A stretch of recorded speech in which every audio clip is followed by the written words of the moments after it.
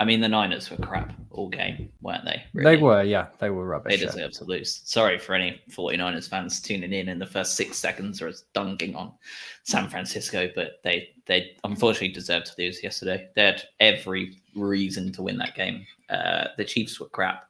The refs were very good, which is a rare conversation to be having in any sport, and the Niners bottled it.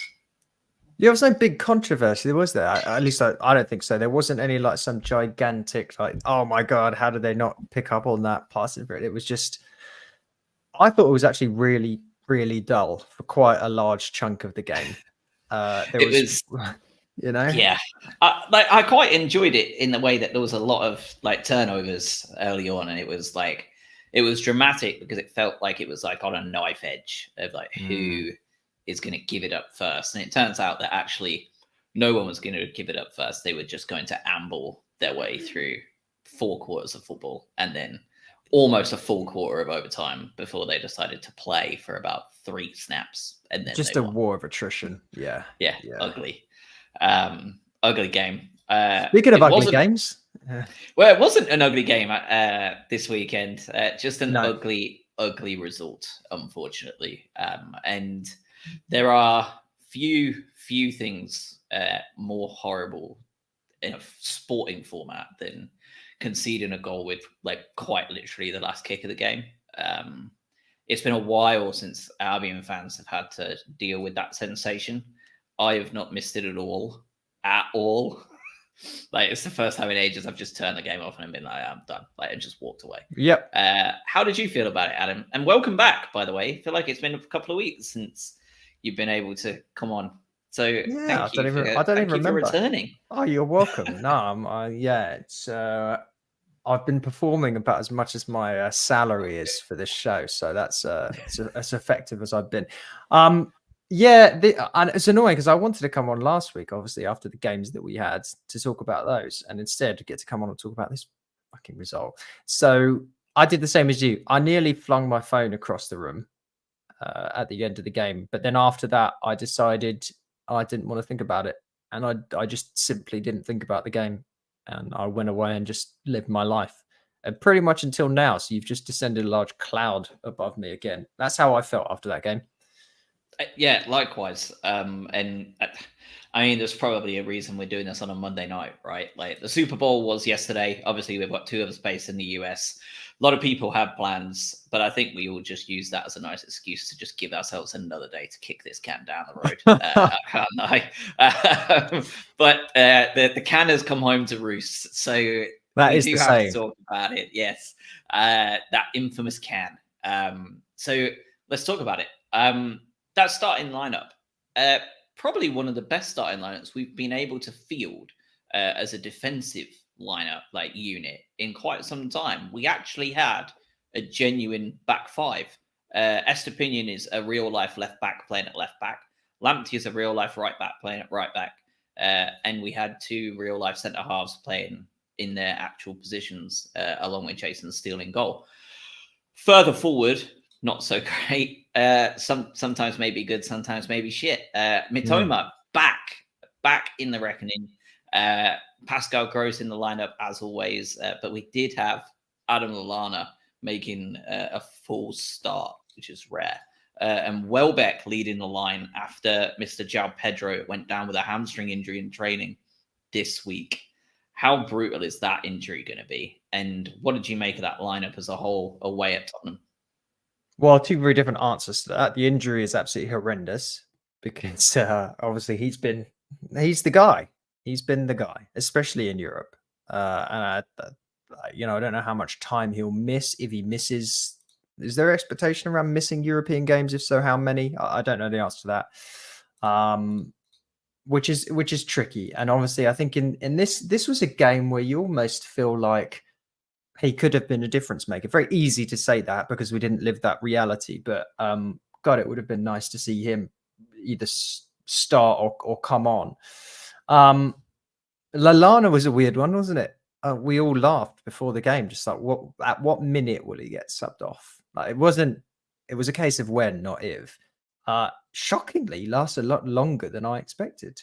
I think when did he come out? I'm trying to look here in terms of when he got subbed off. 57 57 minutes. minutes.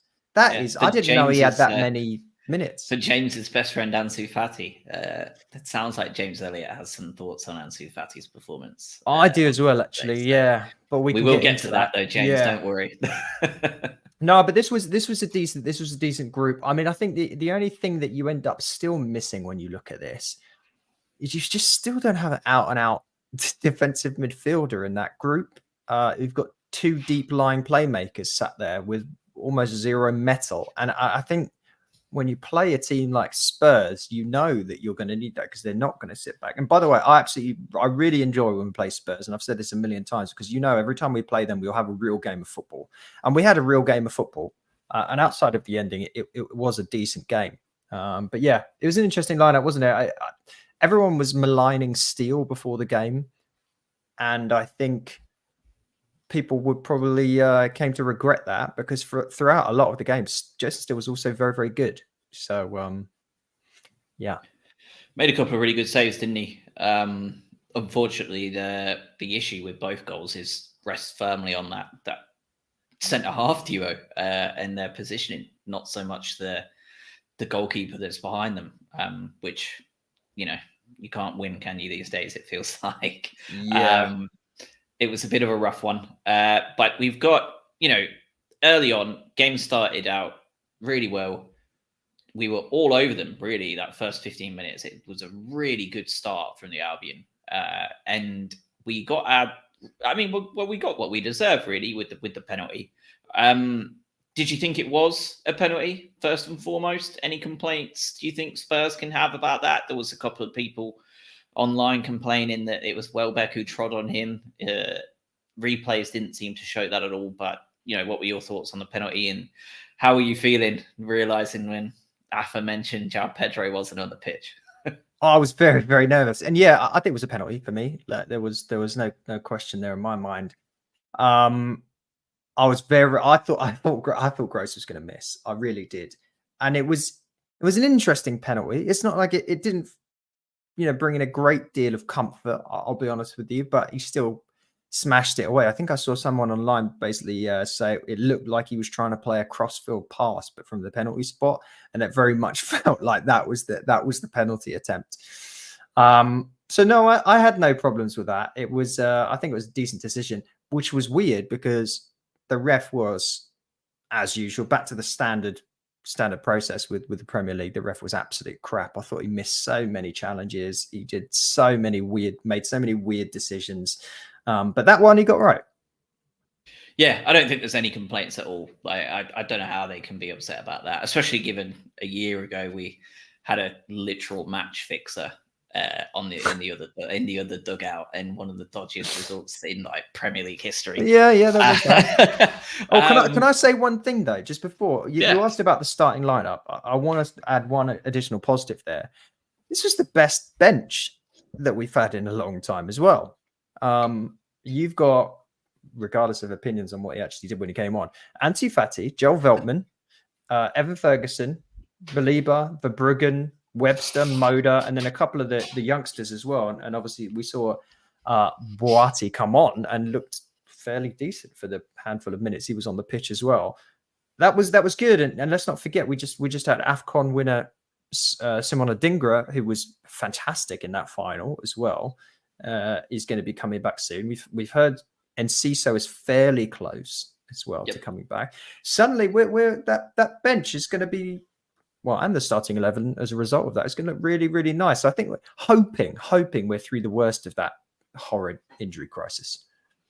Yeah, we're definitely going to get to the AFCON at some point properly before we wrap up the show today as well, because we've got yet more incredibly prestigious silverware being brought home to the Albion, in the way of Simona Dingra, and for a club like us, it means a lot. Alexis saw it with the World Cup. There's a lot of Brighton fans that were very, very, very happy for Adingra yesterday.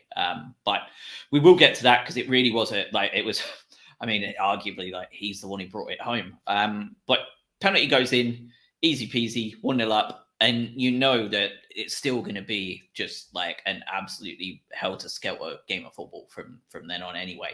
But it felt like, personally, that once the goal went in, for large swaths of the game, we were pretty under the cosh, weren't we, for large stretches of this football game.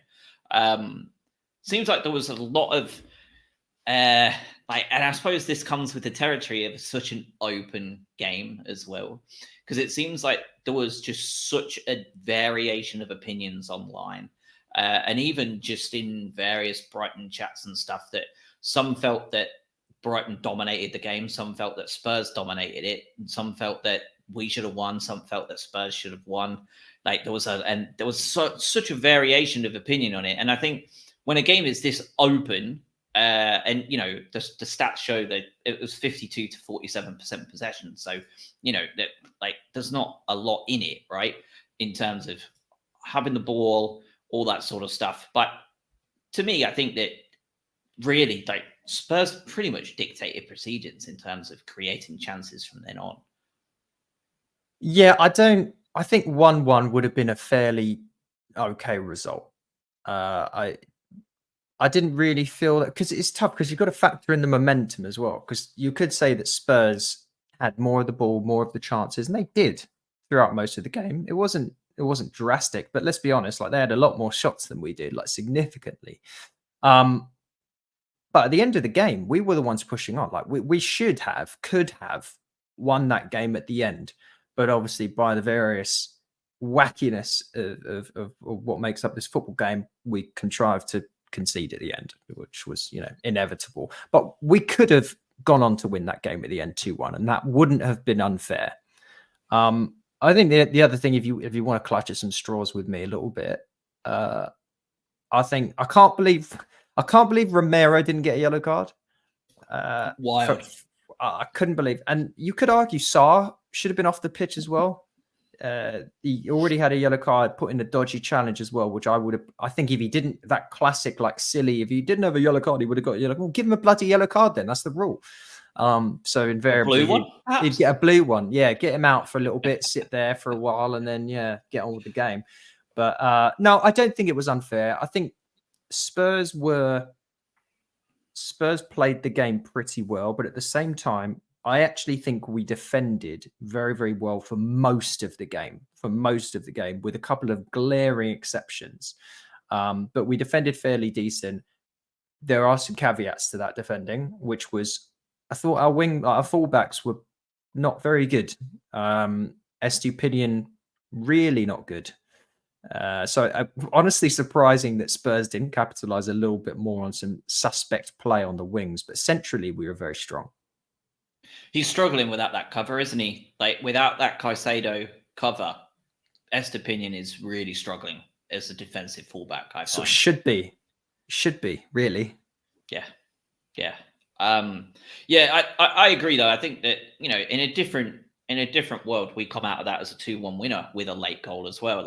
And I think most fans would agree that you'd rather go out like that than play turgid football for 15 minutes at the end trying to steal a point, right? I think that there's not a lot of complaints coming out of it of we should have won it, but we didn't. And it's almost like, well, we're less than 24 hours away from the Super Bowl being finished. We were very Detroit Lions this week. We went ball and we're happy to and we'd rather lose that way than take a point in a different way. But it is what it is. I think that those fullbacks are struggling without that defensive cover in midfield. And when you've got a strategic or tactical decision to have Van Heck follow Maddison around the pitch, we inevitably then open ourselves up to issues as and when that back line is not covered appropriately. And that's really the story for both goals that were conceded. What did you think of that, though? That coverage for Van Hecker and James Maddison. Obviously, Richarlison was their main man up top. And Werner and Kulusevski obviously are the ones being marked by Lamptey and Estupinian. And, Maddison is everywhere, really, isn't he? He's obviously having a really good season. He had a great season last year as well. what were your thoughts on? I mean, like frankly, like a massively ballsy decision to have Van Heck follow him everywhere, even if it was into his own box, essentially, when no one else was in there. Yeah, it was interesting. I think it's especially interesting that that was the decision made in the game where De Zerbi was not in the same country to sort of monitor it.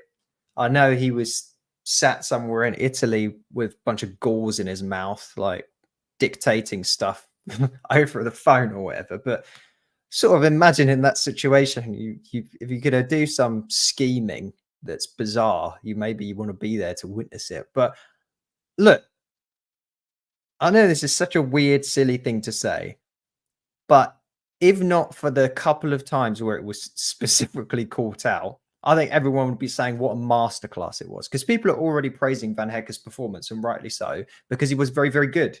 And if he was following just what he's been told to do, which is to push up and get involved in the play, cover Madison, which, by the way, let's take a step back here as well. This isn't the only game where we've seen Van Hecker march forward fairly often. How many times have we said recently where you're like, why is Van Hecker on the edge of the opposition box, like doing a 1-2? He's been doing that a lot, and it just so happens that he was a bit more on the other day he was a bit more on top of Madison. So I didn't hate it. I didn't hate it. I hated the fact that the couple of times it didn't work cost us, and that's just the way with these things. Yeah, it really was as well. Like it was literally twice. Like it just got away from us twice, and they scored both times. But I mean, when you have Son on the side as well, because I mean, we'll get to that point, the second goal as well. Like that is such a difference maker as well when you can bring on Heung-min Son to kind of try and capitalize on that opening in the back line. Going at halftime, 1-0 up, everything's looking pretty good. Ansu Fati comes on for Adam Lallana. Shortly afterwards, we concede with Sarr and the goal that followed. Again, we just talked about it a little bit, really, the Van Hecker being out of position and the goal that went in. And after that, it tended, I thought, after the goal, we then turned it around a little bit. There was a lull from Spurs and a chance fell to Mr. Ansu Fati that James Elliott was talking about in the chat just a little bit earlier. He was just talking about how much Fati is worth and his ability compared to his worth. What did you make of that missed chance, Adam? Because that's when you look back at this game and you look back at the result, you can point to one specific very, very good moment where we really should have at minimum hit the target. And frankly, if he's hitting the target, he scores. I believe that was almost the entire 0.6 of the XG that we had without the penalty was solely that attempt. How do you feel watching that? And what are your thoughts on Ansu Fati and his return with a couple of scathing comments in the chat? Yeah, not great. This is Ansu Fati's career up until now. And I think someone's posted, I've seen a couple of the memes for Tarek Lamptey recently as well. By the way, there's different parallels on a slightly different scale between the two players. Lamptey's someone to put, like, if you haven't seen this, there's a little circle with arrows going around the outside of like Tarek Lamptey's sort of progress throughout a season. Is that he starts playing, gets injured, comes back and has a man and a match performance, and then gets injured again, and everyone says to sell him, and it just repeats ad infinitum. And that's kind of what Ansu Fati picture with Welbeck. Yes, sorry, I missed the Welbeck picture. Yeah, that's basically what Ansu Fati does. He's done that through the time in Barcelona, right? He gets here suddenly, like, oh my god, this guy's going to take over the world. He's so young, he's so talented. Gets injured. Suddenly then takes him ages to get back up to the speed of things. Looks like crap. Eventually starts to then bring in those couple of games. You're like, oh my God, is Ansu Fati? He's injured again. And that's just what we're going to get. He just, for me, just didn't look up to game speed at all. So slow with a lot of the passes he received. Got closed down immediately. Couldn't deal with the Spurs press and the pace of that. It's almost like you sensed he was a guy that came back and thought he was still playing La Liga football, and then realized he was in the Premier League. And yeah, it sort of culminated in that. I don't even know what he really did, right? He just sort of just towed it wide. It was horrible, wasn't it? Not Just great. horrible. It's a sort of also like if you put this team on paper, sort of the last person that you'd say that would do that finish, and it was turns out he did do it. Yeah, yeah. It was not good, and it does. I mean, we're middle of February now, aren't we? Like, it does have a horrible vibe that we may well be just seeing yet another season of the same for Ansu Fati. I think it really is imperative for him and his entire career, frankly, to not get hurt again between now and the end of the season, right? Like, you think if he gets done again for another 6+ weeks, like, you've got to think that the question marks are gone at that point. Like, there are serious concerns from the Barcelona side as much as anybody else, right? yeah, but again, we go back to the thing that we always say a lot about players like this. With all due respect to our club, Ansu Fati doesn't play at Brighton Hove Albion if it wasn't for this problem. So he's starting for Barcelona, and that's that.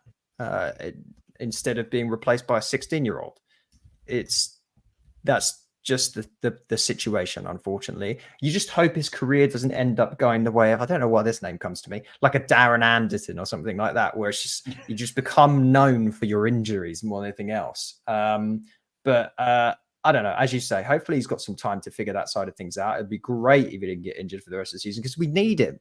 We absolutely need him because with João Pedro's his hamstring, right? Yes. These things, those timelines are always suspect on hamstrings. They never properly know when to. So, it could be 3 weeks. It could be 18 weeks. And it's, I mean, again, looking at the NFL, look at Cooper Kupp for anybody listening from the US. Like, everybody thought he'd be back for week 1. I think it was like week 10. He came back and he did his hamstring in the summer. Like, we're talking like 6 months almost he was out for. We saw this happen with like Kazenga Lualawa back in the day, would like pull a hamstring and you'd be in like someone had like Oscar Garcia would say he'd be out for 2 weeks and he was gone for like 2 years. Flat. Yeah, no, and that's tough. And especially when you don't have, we know how Evan Ferguson is performing or not performing at the moment, maybe the better choice of words. We don't have a lot of other options there because of the interesting approach to the January transfer window that we had. So, which you can't say that apparently, right? So yeah, the hope there is that he does actually stay fit, but who knows? I'm sighing here because I also just remember the Hinshelwood injury that came out like not long before the game as well. Yeah, Jack Hinshelwood is out for the season with a foot injury. He's going to have foot surgery. Apparently just did today, I assume. So he's done. In better news, in kind of like Brighton giveth, Brighton taketh away in terms of the physio room, we did get Joel Veltman come on though, back on as well today or yesterday, as you were saying, because I'm getting it wrong horribly as well. Who knows when we played the game? So yeah, at some point. We have been Toma back, obviously back from injury. We've had Adingra back playing for the Ivory Coast, back from injury. And as we needed really desperately at fullback, Joel Veltman has came back and at least was able to play and is fit, presumably, to put in a lot more minutes against Sheffield United. Unfortunately, with the loss of Jack Hinshelwood, he's going to have to get up to speed again pretty quickly, isn't he? Because we're down a fullback now, and we're now needing another one. So it just never seems to end. Yeah. And I'm trying to look on the replays as well, how he was positioned for the second goal. I don't really want to draw fault, but he was tracking back and he just got caught on the overlap with Son. And he went to the runner and then Son they just had an overload on the left-hand side and he was the only one trapped back there because we so pushed up. So it's not really his fault, but I don't know. He's going to have some rust on him as well, isn't he? He just will. I really do. I wonder how this season would play out if Baleba was more ready to play football games. I'm so glad you brought him up because the more he comes on, the more he feels and looks ready, doesn't he? Like maybe it is just maybe it's the 15-minute effect, but like he looks up to it. Like we haven't seen him start in ages now. Like, is it not time to start him again? Like just give it And like for what it's worth, I thought Gilmore was excellent on Yeah, Saturday. he always is for the most part, isn't he? But like, is it not time to like discuss the idea of bringing him in and pushing Gross up, especially with Pedro hurt and Ciso not quite ready yet, Fatty on and off? Like, we know what Pascal Gross can do up there. Like, why would we not want to see that option possible for us if we've got Mitoma back, we've got a Dingra back? You know, would you be like averse to having Pascal Gross sitting behind Evan Ferguson? I mean, if you need anyone to kick him to life, it's having Pascal Gross next to him, right? Like, I mean, it just feels like Baleba is looking more and more ready as we go. I'm surprised that we haven't seen him play slightly more minutes now. I'm a bit shocked. I think I imagine what is seen by the coaching staff with him is that he is liable to make maybe some rash decisions. And then when you're a side that is so reliant on not making rash decisions, being very careful with your build-up play when those moments strike, such that, and we saw a lot of this, we see it every game, but you saw it in Spurs. There's a couple of moments where the ball just pinballed and bulleted across 5 different players, and we suddenly got out on a break. I think they maybe see Baleba as a part of that maybe doesn't fit perfectly at the moment, and he doesn't have that part to his game. Can he break up the play well? Absolutely. Can he build the play up well? I think that's where the question mark is with De Zerbi. And if that falls down, suddenly your whole outlet to actually create chances goes away. So that's my only thought around it. Yeah, I would love to see Gross play further up. I mean, Gross, there's only 2 players in the Premier League that have more assists than Pascal Gross. It's Kieran Trippier and Ollie Watkins. That's it. So yeah, I'd love to have him sit there and actually see if he can get. I mean, there's only one player in the Premier League, right? Like, since Pascal Gross came in, that has created more chances than Pascal Gross, and that is arguably one of the greatest footballers of his generation, Kevin De Bruyne. Like, that's the only player that has created more chances than Gross has. And yeah, I may be a bit biased because I think KDB is like one of the best players on the pitch whenever he plays. I think my take before he got injured, and still is now, honestly, is Kevin De Bruyne is the best footballer in football right now. I'm glad that we are fully aligned on that. Yeah, I'm sure someone will be listening to this going, "What on earth are you talking about?" There'll be people saying it's not even the best player on Man City. We don't care. Yeah, absolutely not. Let's talk about some of the other players, though. The less said about the heartbreak at the end, the better, really. We've talked about it a little bit. Defensively, just out of position, wildly stretched, frankly. And it fell to Heung-min Son to square the ball as easy as possible to Brennan Johnson, who annoyingly had been absolutely shit all the way through the game until that point. Yeah, of course, there's punt it in the back of the net. He is a massive Johnson as well, isn't he? Because why is he doing the João Pedro celebration like it's some like weird rivalry? But he did it wrong. Like, he didn't screwed it up. Right. And what are you doing? Why are you doing that? The why are you mocking a guy that's now out injured? Where you've come on at the end of a game, you were crap, and you just got given a ball by one of the best players in the world that, honestly, even Ansu Fati wouldn't miss. Like, why are you? What's with the celebration, mate? Chill out. Especially when you saw, like, less than a week ago, like almost half the Spurs team burst into tears when Neil Maupay threw a dart at an imaginary dartboard. Yeah.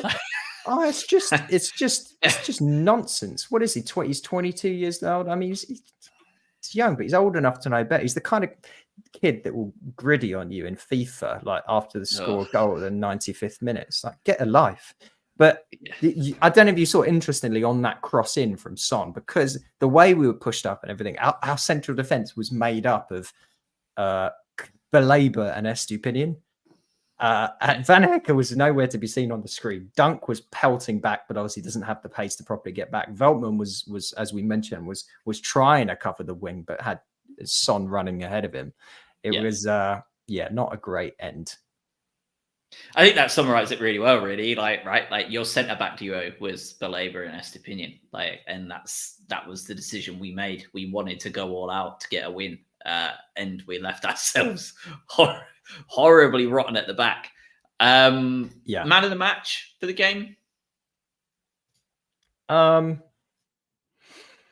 mean, I think you did mention Gilmore. I thought Gilmore was very good, but I also the no-brainer thing would be to give it to Van Hecker if it wasn't for the fact that I guess it was he giveth and he taketh away at the same time.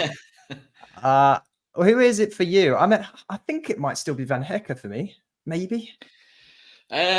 Well, you were looking down, so I recommended after this show's finished to go back and watch this because I just sneezed so hard my headset flew off. But I will go and watch that.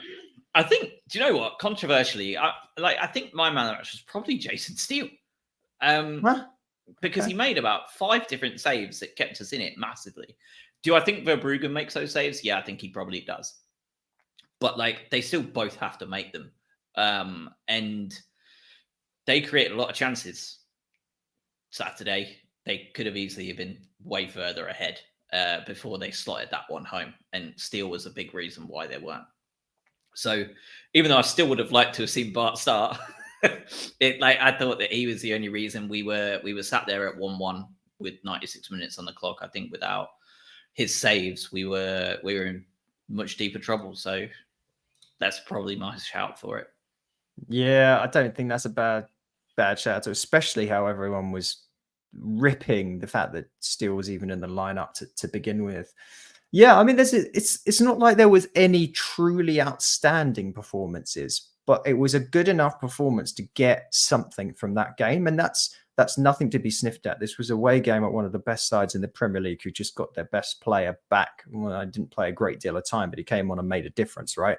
There's nothing to be ashamed of, really, if in that result, except the fact there was just a galling, gutting finish. Van Hecker just defensively, I think if we want to reel off some stats, he had 8 independent defensive actions, the most tackles on the team. Like he was very strong, especially considering he was pushed so bloody high up half the time. 4 interceptions, double the closest of anyone else as well. Outside of that, we did talk about Billy Gilmore. His range of passing is just so good. There was one point I was thinking during this game, I would love to just have like 3 Billy Gilmores, whereby they're just spray and pass it. I mean, it'd be awful when you don't have the ball, absolutely horrendous. But like when you have the ball, you would just create so many unbelievable chances. Yeah. God, imagine how tiny that midfield would be as well. Just the weakest midfield ever. Just if you lose the ball, it's game over. Yeah. It's a small problem. Yeah, it's literally not great. All right, well, let's shout out our best buds at Green King. We're obviously pleased to announce that this episode of the podcast is sponsored by Green King Sport, where football is more than a game. Green King Sport venues are showing every single televised Brighton fixture over the 23-24 season. And with more than 900 sports pubs across the UK, doesn't matter where you're based, you can catch every single minute of the action. If you download the Green King Sport app, you won't just get 10% off all drinks anytime there's any time on a match on TV. Butchered that. But this month, there is also thousands of points of free Guinness to be won and a chance to win one of 6 holidays as well. That could be a sneaky little like pretend Valentine's present. Do we know where the holidays are too? Is it just the Guinness factory? Quite unbelievably, there's no actual destination here, so I'll provide that feedback. Skegness. Blackpool. That's where you're headed. But presuming it's somewhere nice and warm, which I'm assuming it will be, get yourselves down there, get the app, get logged in, get yourself registered. Because if you win, it's Valentine's Day in 2 days. You've absolutely smashed it, haven't you? You've nailed that Valentine's Day. Here's a free holiday. I did it all for you. So let's talk about a couple of things before we wrap as well. AFCON, how much did you watch of the African Cup of Nations and the Asian Cup, really? Because we've had both of them wrap up this week. How much did you watch of those, specifically yesterday's final, where Mr. Adingra played the full 90-odd minutes? I saw a total of 40 minutes of football across both competitions. And I think that's enough to draw an absolute ton of conclusions. And it was the last 40 minutes of the final. I do want to bring out what Stephen mentioned here, though, in the chat. Is I'd like to see Adingra take Matoma's area on the left-hand side and use Matoma as the forward, the centre forward. I don't know about Matoma there. It's a weird one because I agree. Like, what I saw of Adingra and what I hear from people that actually did pay attention to the AFCON is he was fantastic on the left-hand side. We know that he played at USG on the left-hand side where he was very, very, very good. And it's almost like you wonder how much more effective Adingra could be playing on that left-hand side for us, and then seeing what we can get out of Matoma elsewhere. Clearly, they like Matoma cutting inside, being able to then come onto his favoured right foot. But yeah, I'd be interested in seeing what that looks like a little bit differently. Adingra, for that second goal, where I don't know how Sebastian Haller even did what he did to score that, but great ball straight into the box there. Like, it was a good delivery. And there was a few that weren't scored as well. He must have put in about 6 yesterday. I thought that were like, holy shit! Like, they could have scored. I mean, he was wasn't he man of the match, or was he? I mean, that's nothing. There are a lot of good players on that pitch. Like Victor Osimhen, he hasn't done much at the AFCON as a whole, right? But he's broadly regarded as like one of the best strikers in football. It's just a matter of how much people can pay Napoli for his services. Ivory Coast, despite the group stages, have a bunch of really seasoned, high-quality players as well. And this is a kid who's really not played much football for us, who was the best player on the biggest game, in the biggest game. That's remarkable. Yeah, it's absolutely mental. And Ivory Coast, like, what a journey they've had as well, right? Like, for anybody who's not been following the AFCON at all, they lost to Nigeria and the Equatorial Guinea in the group stage, right? Obviously, they're big favourites to win the whole thing. When you look at their starting 11 and bench, like, if you play Football Manager or FIFA, you're like, yeah, that's an actually stacked ass. Like, it's beyond stacked team. Like, if you don't follow European football at all, like, but you do play any of those games, you know it's a stacked team. If you follow any European football, you know their team is beyond stacked. But if you've not really followed AFCON, or you don't really know any of the teams at all, they were pretty heavy favourites to win the tournament. It was in the Ivory Coast as well, so they were all over like the top option. Well, they beat Guinea-Bissau first game 2-0 as expected, and then they went and lost their last 2 group games against Nigeria and Equatorial Guinea. Their third game, Equatorial Guinea, they got battered 4-0. They presumed that they were out at this point. So they fired their manager. They got rid of him. They then find out that they get through to the knockout rounds on the basis that everyone else was so shit that those 3 points were enough to take them through as one of their like wildcard runner-ups. They then asked the French Federation for a manager on loan who told them to go kick rocks, basically. So they have to make do with what they've got in their current kind of federation. They then go on to the group stage.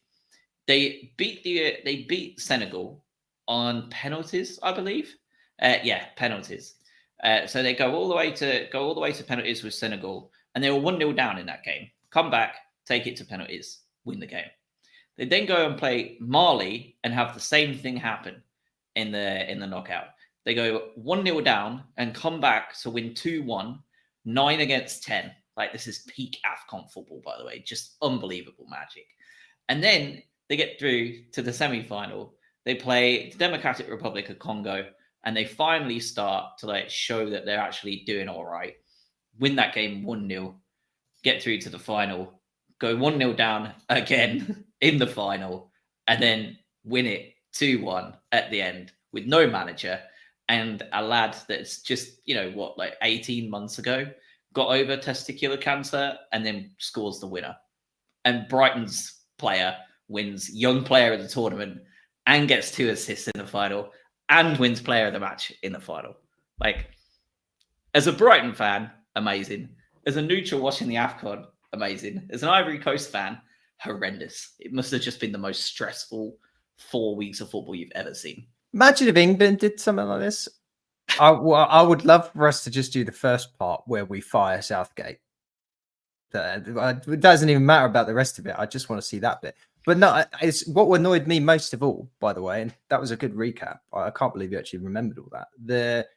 When we recorded a podcast a couple of weeks back, I think it was just me and Robin, and I was talking about how, at least we're going to get Adingra back soon, because that was at the point where they just got battered and they fired the manager, and we thought, well, they're done. Let's get him back. And then, of course, the unexpected occurred, as you so aptly put it. Yeah, absolutely mental. And I'm really looking forward to seeing the stuff we put on for Adingra once he comes back. Obviously, the World Cup is very special, but this is for a team like the Ivory Coast, like for a nation like the Ivory Coast, for a player like Adingra, like this is huge for him. Like I'm looking forward to seeing what we do for him. I don't know if you saw all of their like well wishes and stuff they sent to him on like the Instagram, like the Brighton Instagram and stuff. But like the club were like fully brought into it, like they're loving life for him. Like I'm looking forward to seeing the stuff that comes out of it. I'm not looking forward to seeing the state that Adingra returns in. I suspect he may well just about make the bench against Sheffield United if we're lucky. I suspect he may well be over there for a few days yet, and I suspect the state he comes back in is not quite as optimal as Son and Mitoma. Do you think the same thing? Oh my! He was the outlet in that game for so far towards the end, where he was still just running and running. It looked like it was hot as balls there as well. He must be, oh God, worn down. And the pitch, like there was certain parts where the players would go in and just the turf just came up in large chunks. It's like, God, and it's a miracle that he's not come back with a completely like crushed ankle. So yeah, outside of all the beer that he'll inevitably down after this as well, yeah, hopefully we're going to give him a little bit of a break. But it's interesting because it goes back to this conversation about the left-sided player. Like, if he comes back, Buonannote's actually been not that bad on the right side, but obviously you still lob Adingra in primarily there. But then we've got, maybe this is a segue into Valentin Barco, because he just provided, right, to put Argentina in the Olympics. Am I saying this correctly? It was It was an under 23s game, and that made them qualify. He's a guy that's going to want to play on that left-hand side as well, probably. Like, what are we doing with all these lads? Yeah, we're sport for choice, and then it makes that Ansu Fati situation a bit more clear, doesn't it? Really, like if he can't stay fit and things aren't going well, I mean, look at the names we've got coming in. Like, when we're just not going to be that interested in keeping him. Why? This is a weird conversation to have. A very weird conversation to have. Yeah, it is. It is really, really, really odd. But yeah, I'm looking forward to having Adingra back. And I think we've got one last thing to talk about before the end, before we wrap. I do want to take a moment as well just to talk about one of our big listeners that have been listening for a long time now. He loves, he's always in the chat, Stephen Mitchell, absolutely always. I'm gutted to hear that his dad passed away last week. At 87, Arthur Mitchell. He was a true Sussex guy from East Grinstead. Just wish you all the best, Stephen. Hate to hear it, mate. And our thoughts are with you, and I just hope everything goes as well as it can do. Yeah, agree. And Stephen always puts stuff in our chat while we're talking, when we're recording, and it always invariably there's one or two each episode where you'll see one of us like crack up if you watch the live stream, and it's inevitably one of Stephen's messages. So yeah, keep that sense of humor up as much as you can, mate. Yeah. One last thing to cover, and it's an exciting one because the Europa League final stage is back and finally underway. The group stage feels like it finished forever ago, but we are back this week. Thursday, February the 15th, we have 4 games kicking off at 5:45, 4 games kicking off at 8 o'clock, all UK time. So do the conversions wherever you are. Here's your list of games that are going on. Adam, feel free to pick any out of here that you want to talk about, aka please don't give us these teams, or please do. Feyenoord against Roma, Young Boys against Sporting Lisbon, Galatasaray against Sparta Prague, Shakhtar Donetsk against Marseille, Benfica against Toulouse, Braga against Karabakh, AC Milan against Rennes, and Lens, whatever however you say it, against Freiburg. What names stand out to you there that you're hoping we do not draw in the next round, or they just don't make it to the next round? Which one of those groups are you thinking, you know what, I don't care who wins that game, I want the winners of that? I don't really want to face any of them.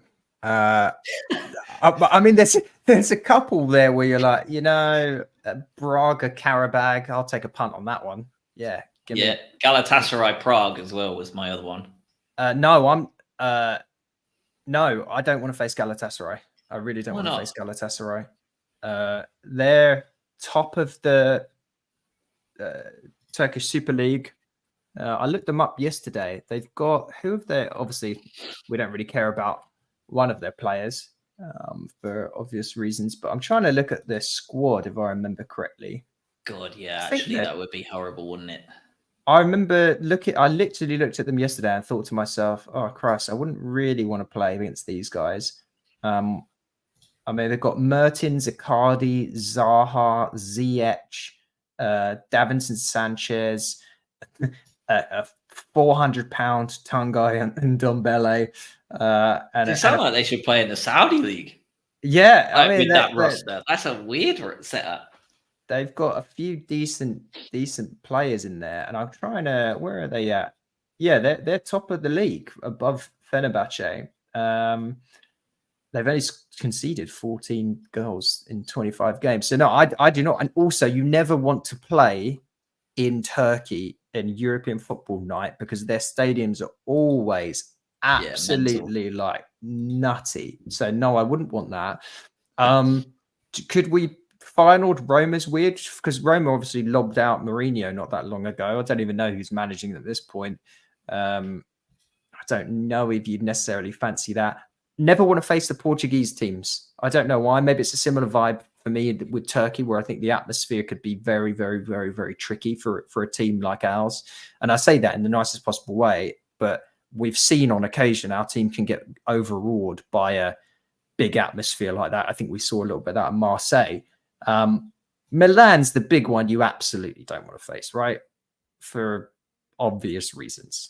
Well, I think James has said it too, like Shakhtar as well. Like De Zerbi's old club is not one you want to have either.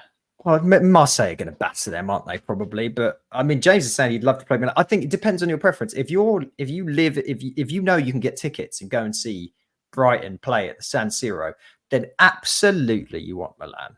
Absolutely, you do. For someone like me who sat across the other side of the world that gets to watch the team and want us to continue through this as long as possible, I would rather avoid Milan indefinitely. Your team Karabakh. Give me Karabakh. Give me the unsexiest. I don't want to know any of the players. I don't want to know where the stadium is. I don't even want to know the city. Give me them. Yeah, just the most awful possible option. Where's the young boy? Somewhere in Switzerland? I don't care. Yes. Give me them. Perfect. Yeah. They play Lisbon, so probably not going to happen, but we'll see.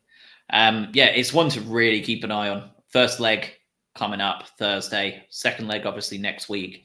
And before you know it, we've got a whole segment on this show where we're talking the draw. So it's coming up very quickly. Gosh, it's exciting. It's 11 days, right? 11 days, 23rd of February. 11 days as a recording, which is crazy. Yeah, it is not far away. Sheffield United up next. Absolutely battered them in the cup. They went to Luton this weekend and absolutely destroyed my accumulator because I thought, well, that's going to be an easy Luton win with the form Luton are in. Nah, let's not go like that way. Let's just have Sheffield United pick them apart in their home stadium. So they've had a bit of a bounce. What are we thinking with the Sheffield United game? All these returning players, you've got to start thinking about bringing some of them in properly, haven't you? Like if Fatty's fit, I'm starting him on. Are you? Yeah, I am.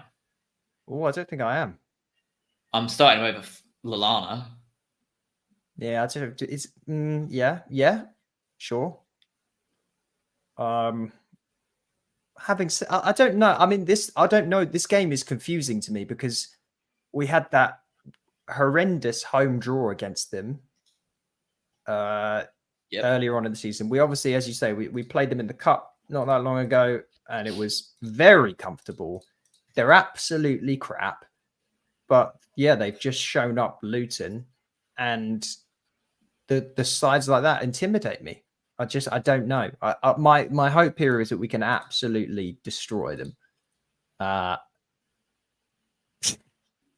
it's hard to know if that's going to be the case. Yeah, fingers crossed. James in the chat asking when the next show is. It will be pretty much right after Sheffield United, sometime that afternoon, evening, or Monday night, like it is right now. I'll be at the game. I think Robin is as well. So it'll either be an American special, or we'll wait until at least one of us is home and hop on that night and do 3 or 4 of us if we can. Yeah, we're gonna what we'll want if you've been at the game, we're gonna want your hot takes. Yeah, yeah. So we'll see, but it will be sometime Sunday night or just same sort of time on Monday, really. So have you got anything else you wanted to cover? Well, one final thing just on that was I'm pretty sure I read about people saying Basuma came up to the Brighton fans after the Spurs game, gave a round of applause. I can't confirm or deny that actually being the truth. So if someone was there, let me know. But if it was, that makes me respect him a little bit more. Valid. Yeah, I didn't even read about that. I literally I turned off everything after that game. Like I tuned out of everything BHFC. Yeah, I think it's wise. But Basuma still fondly sits in my memory in the sense that I know there was a weird little period of time there with him, but he was very, very good for us. I know we quickly shifted out. It's like we got the rebound girlfriend in, and she was like, maybe she is a little bit more attractive in Caicedo, and suddenly we forgot all about Yves Basuma. But we didn't see all the red flags. No, we didn't see all the red flags. And then, she upgraded from us. But yeah, the point is, Basuma was fantastic for us. And I know he didn't leave on the same terms as like Alexis McAllister, where no one has ill will towards Alexis McAllister. Basuma was still fantastic for this club, and I would take him back in a bloody heartbeat. Yeah, I don't really have too much ill will against Basuma.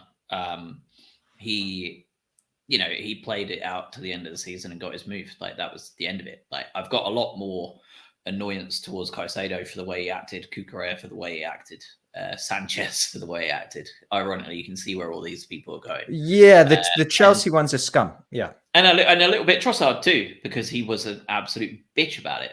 And I'm glad to see him doing so well in a way, because I just can't be bothered to hold a grudge against people for that long unless they play for Chelsea. But like, it's just one of those things. I think. Yeah, I think that's everything then. Also, let's just take a second to all laugh at West Ham, because that was a really funny result. Oh God, so good, so good. Wow, just obliterated in their own library of a stadium. It was so nice to witness a team take apart anti-football like that. Like it was a victory for the people. That game, that's what it felt like, a victory for the people. Yeah, for the wrestling fans out there, it was the closest Arteta is ever going to come to a face turn to become a good guy again, ever.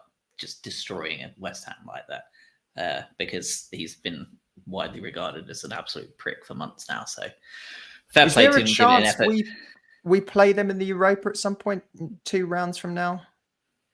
Don't know. I mean, I suppose if we all keep winning, inevitably we will in the end. Yeah. I'm just not sure when that changes. Is it not the quarters? Can you not play your own nation in the quarters? Yeah, maybe. Is it only the round of 16? You can't. I think it's after the round of 16. It's like basically all bets are off. The seeding is gone at that point. What I can't get access to as much as I would like anymore is when you grew up and you had those World Cup charts that you put up on the wall, and you saw the groups and all the routes that you get to the final, and it was easy. You could see it now. And you can write them on.